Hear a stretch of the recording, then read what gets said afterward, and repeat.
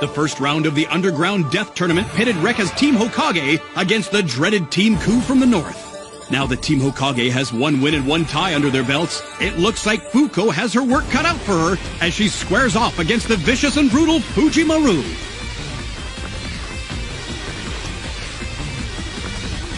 It's time to start the strip show! Isang pagsubok sa kapangyarihan ng Fuji.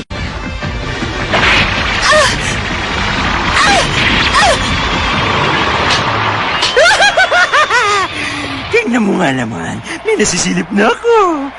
Ang galing ko. Ito bang nawawala sa'yo? Wala kang karapatan para ipakita sa maraming taong aking katawan dahil hindi naman to bold show! Ira, huminahon ka! Pabayaan mo na siya! Yan talagang gusto niya mangyari! Ang uminit ang ulo mo! Alam ko yun, Rekka! Kalmado naman ako eh! At kung dahil lang dito magagalit na ako? No! Hindi pa ako mature eh.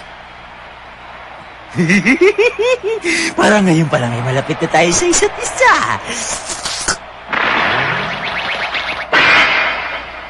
Pagpapayaran mo itong ginawa mo! Kasasabi niya lang na magiging mahinahon sa harap ng kalaban, pero ano nangyari? Etong tikman mo, Fujin!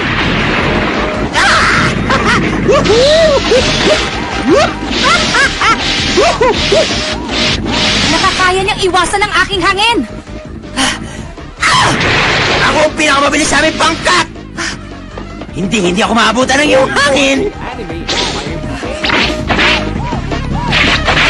Ang bilis!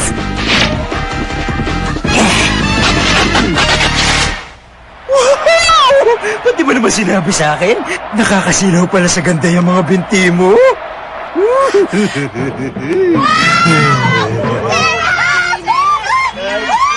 Ate Ira! Hoy, baliw! Alam mo ba pwede ka makasuhan yan? Ira! Ira! Huwag kang papatalo! Ira ko! Bakit inuubaran niya ng ganyan si Ira? Yeah, you both seem really broken up about it. Here, take these. Huh? Oh, thanks. Dahil sa ginawa mo, ginalit mo ako ng husto. Magsisisi ka ngayon! Kung sa palagay mo ay mabilis ka, wala ka nang magagawa sa ilalabas ko ito! Ang kristal na yun. Ang Chumi yun, hindi ba? Malamang. Yun ang sandata ni Chunimaru. Balak ba niyang gamitin ang Onis Chume? Itaga mo yan sa bato. Ngayon itong Fujin plus Honest Chumi equals ito ang aking lihim na sandata! Ha?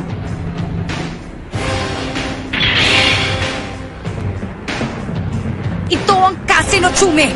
Ang hagupit ng hangin! Kaya palang magsama ng Fujin at ng Onis Chume. Pero paano nangyari yun? Sandali lang, Miss Kagero! Ba't nawawala nga pala yung kristal sa gitna nitong binigay mong Fujin? Hindi ba yung kristal ang hangin? Nang matagpuan ko ang Fujin, ang pangunahing kristal ay hindi nakasama. Inalis na ito marahil ng gumawa at hindi na natin alam ang dahilan. Isipin mo na lang na kahit kulang, ang iyong Fujin pa rin ang isa sa pinakamakapangyarihang sandata ng Hokage. At ang natitira pang 4 na kristal ay kaya ring tawagin ng kapangyarihan ng hangin. Pero ibig sabihin nun, hindi masasagad sa 100% ang lakas ng Fujin. Naaalala niyo ba nung una niyong binigay itong Fujin sa akin, may kasama itong kristal sa gitna? Pwede ko pa bang gamitin yon, Miss Kagero? Hindi na, Ira. Ang kristal na yon ay ginamit ko lamang upang makontrol ko ang iyong pag-iisip. Ganun ba? Eh di, pwede ko ring lagyan ng kahit anong kristal ito. Kahanga-hanga. Noon pa man ay napag-alamanan niya ang potensyal na kapangyarihan ng Fujin.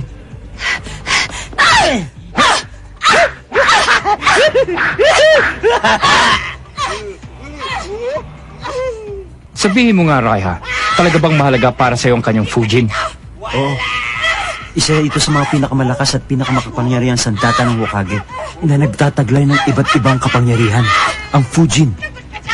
At habang ginagamit niya ito sa iba't ibang paraan, natututo rin siya ng iba't ibang kakayahan.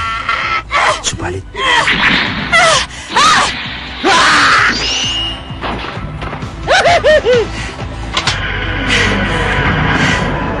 Hanggang dyan na lang ba ang kaya mo? Napakayabang talaga magsalita niyang si Fujimaru. Hindi porket bago ang sandata ni Aira, hindi na niya kayang kontrolin ito. Alam mo, kahit na gaano pa kalakas ang mahiwagang sandatang yan, baliwala naman yan sa akin. Ngayon, sa larong ito, ako naman ang taya!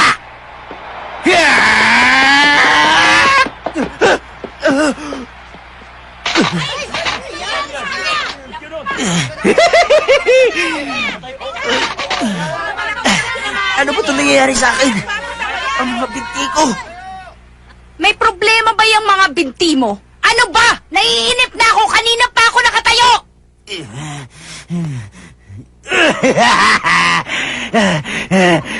Walang pakiramdam ang mga binti ko.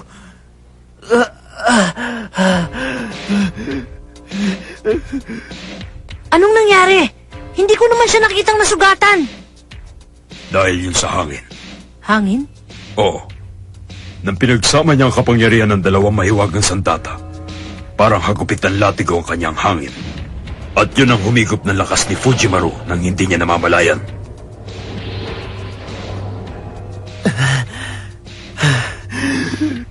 Aira, tapusin mo na yung hambog na yan!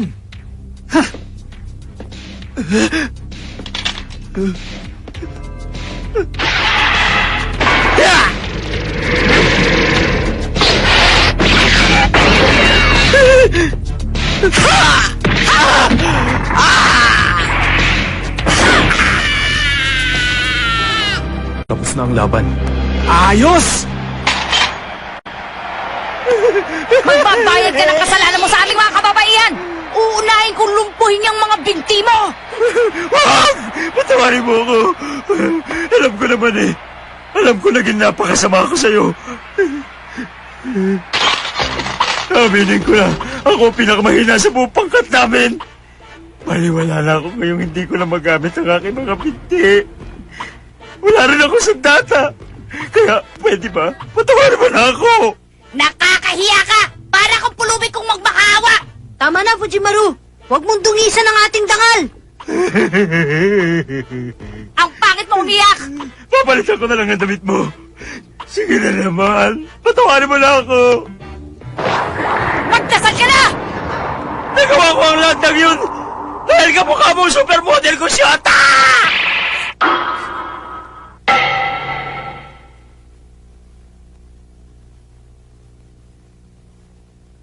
Bakit? Bakit hindi mo pa siya tapusin, Aira? Dahil, ang sabi niya, kamukha ko raw ang supermodel niyang girlfriend! Para yun lang?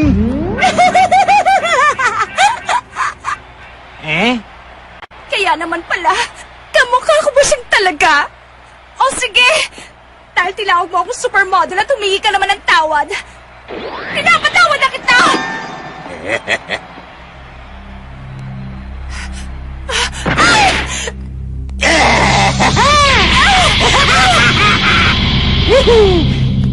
Aira!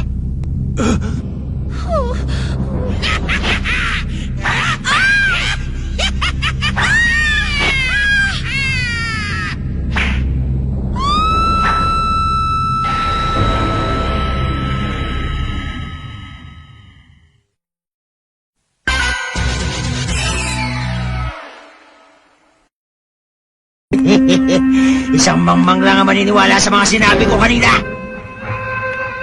Hindi pa ako nasisira ng bait para tawagin ka supermodel.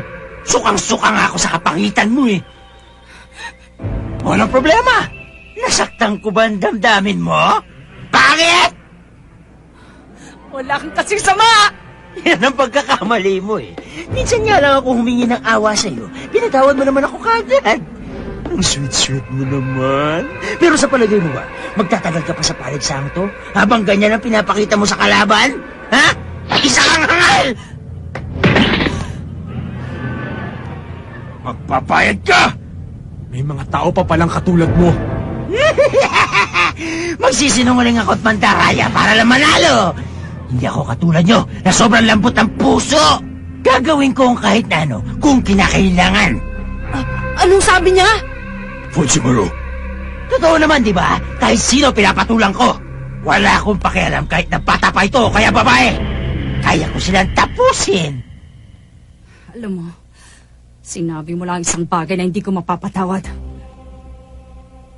May mga nakilala na rin ako na katulad mo kung mag-isip. Sina Corey, si Gideon. Hindi na dapat kayo pinagtatagal sa mundo. Hindi dapat patawarin. Tingnan natin kung kaya mo pang lumaban. Ira, wag.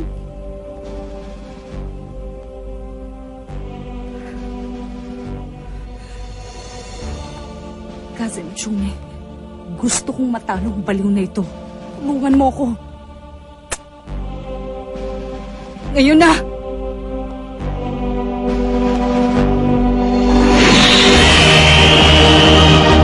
Humiwalay ang kasi ng Chulo mula sa Fujin. Kaya palang gawin niya ni Ira. At ngayon, inuutos ko sa'yo, Cousin Otsume! Tapusin at tampalasan yan! Flying nail!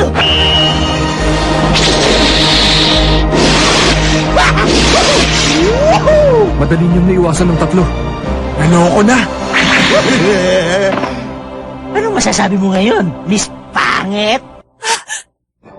Ito na ang pinakaihintay kong pagkakataon ang makita kang hubad. Tama-tama, dahil hubad ka rin mawawala ng buhay. Sitas kaya akong mag-umpisa? Hindi, mas maganda kung sa ibaba. Tama na! Ira! Unti-untiin ko para lalo akong masiyahan. Ngayon naman, sa ibaba!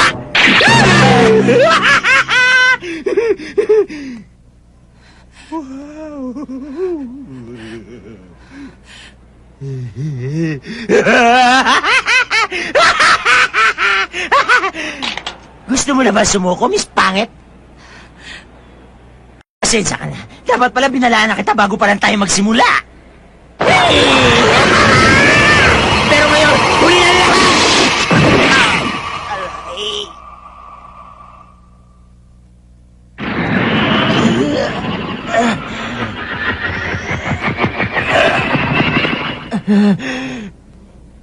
Yan ang kasi na Chume. Pasensya ka na. Dapat pala binalaan kita. Nakalimutan kong sabihin na ang Casino Tsume, kinokontrol ko pa rin. Ang Fujin na kinokontrol ni Ira ang lumikha ng airstream na siyang nagpapalipad sa Onis Tsume. Magaling ang ginawa niya. Pinahanga mo ko, Ira. Malayo na rin ang narating mo kasamang iyong Fujin. Patawarin mo na ako, Miss Ira. Pinagsisisihan ko na lahat ng ginawa ko. Hindi na ako magsisinungaling sa'yo. Maawa ka na sa akin. Sa lahat ng ayaw ko, ay ang taong sinungaling. Totoo na ito ngayon. Hindi na ako makakalaban pa sa'yo. Baka mamatay na ako pag hindi nagapan ang mga sugat ko to. Depende sa isasagot mo kung patatawarin pa kita. Ngayon, mukha ba akong supermodel? O gaya na sinabi mo, pangit? Ikaw ang joke sa lahat na supermodel.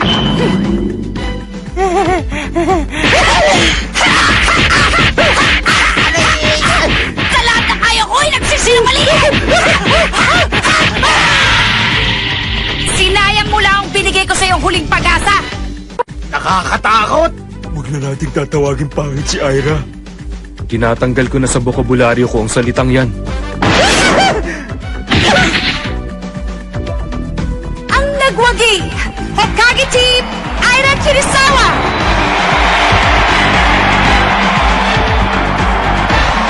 Ngayon, makinig kayong lahat sa akin! Pag meron pang nampastos sa amin gaya ng baliw na ito, ako na ang makakaharap ninyo! Huwag niyo nang subukan kung gaano ako kalakas! Hindi niyo na malalaman kung wala na kayong buhay! Ikaw ang idol ko, Ate Ira! Ang galing ng ginawa mo, Ira! Wala yun! Sisiw lang sa akin yun! Ira, kaya mo yan! Alam kong hindi naging madali sa kanya manatiling nakatayo hanggat hindi bumabagsak ang kalaban. Sa ngayon, ang mahalaga, may dalawa na tayong panalo. Isa pang panalo at uusad na tayo sa susunod na laban. Simulan na natin ang susunod na laban para matapos na! Hoy, Kukay! Sino ba mga sinasabi mong malalakas na mandirigma? Ang kapal naman ng mukha mong sabihin yan! Hindi sila malakas kung ang estilo ng kanilang pakikipaglaban ay katulad kay Fujimaru. Pasensya ka na pero naasa lang talaga ako. Ang mabuti pa magsipaghanda na kayo para umuwi dahil tatapusin ko na sa labang ito ang inyong pangkat. Pinapangako ko yan sa inyong lahat. Ikinalulungkot ko na ganyan ang iyong nararamdaman. Pero sana mapaniwalaan mo ang sasabihin kong ito. Kailanman ay hindi namin naging layunin ng pumatay. Ang tunay na layunin namin ay makamit ang dalisay na lakas.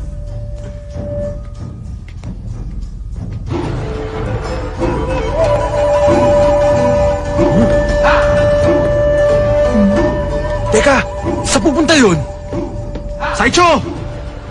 Nandun ang mga kakampi mo sa kabila! Huh? Bakit? Sana'y mapatawad mong ginawa sa'yo ni Fujimaru.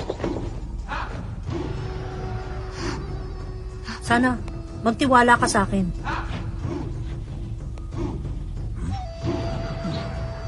Ang aming pangkat ay hindi lahat kinakatawa ng mga katulad ni Fujimaru.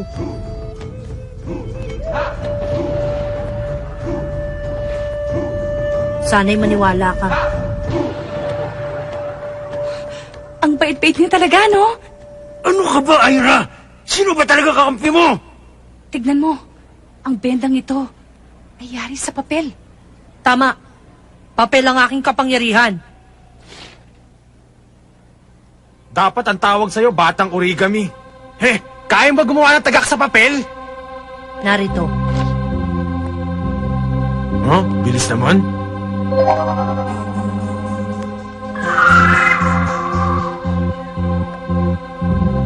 Ang papel na taga kay lumilipad.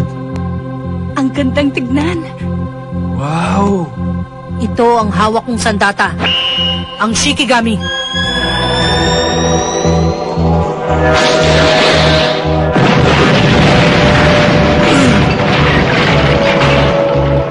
Ang bangis na! Hindi ba yan si Sancho? Ang pumatay sa 1,000 mandirigma? Oo, tama. Isa siyang mahusay na mandirigmang sumasabay sa galing ni Kukay. Ano? Simulan na natin ngayon ang labang ito. 10 minuto. Sa loob ng 10 minuto ay matatalo kita. Ibang klase ka rin, ano? Ngayon, siguradong hindi na ako mababagot sa laban nating dalawa, di ba? Pero bago yan, ipapakita ko naman sa'yo ang sample ng aking kapangyarihan. Huwag mong gagawin yan, Reka. Huwag mong ipapaalam sa kalaban ng lakas mo. Wala tayo sa eskwela, kaya hindi mo na kailangan magpakita ang gilas pa. Kaya pala naaasar ako sa kanya. Ryuno N! Flame of Dragon! Second Dragon Nadare!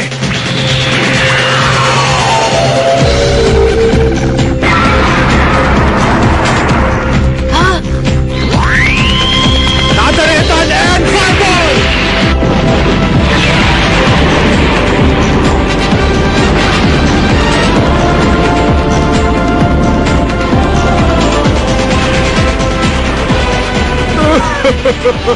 Nalaman din niyang nandito tayo at nanonood sa kanya. Good, Mr. Hanabishi. But tell me, are you challenging us or are you just showing off? That's just my way of saying hello. And to let you know that now's a good time for you all to get out of here. Well, aren't you full of pep? Now I'm a little impressed. But against Saicho, you know you don't stand a chance. Shut up! You ain't seen nothing yet, believe me. So just sit down, be quiet, and maybe you'll learn something. Ngayon, sisimulan na natin ang laban sa ika-4 na round. Lumayo muna kayo sa isa't isa. Mula sa Ku si Saicho! At sa Hokage si Reka Hanabishi! Mag-iingat ka. Sige, Reka. Ipakita mo sa akin ngayon kung gaano nakalakas ang taglay na apoy. Ngayon, ang ika-4 na round! Simulan na!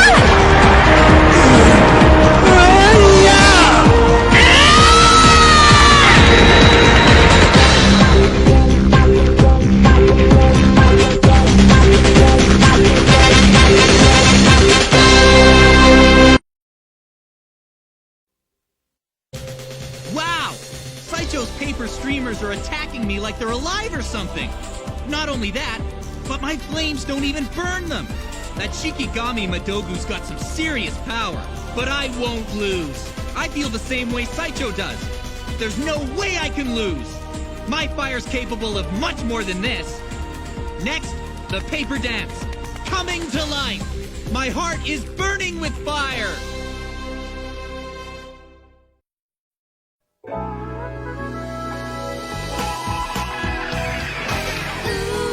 Love is changing every time. I している気持ちが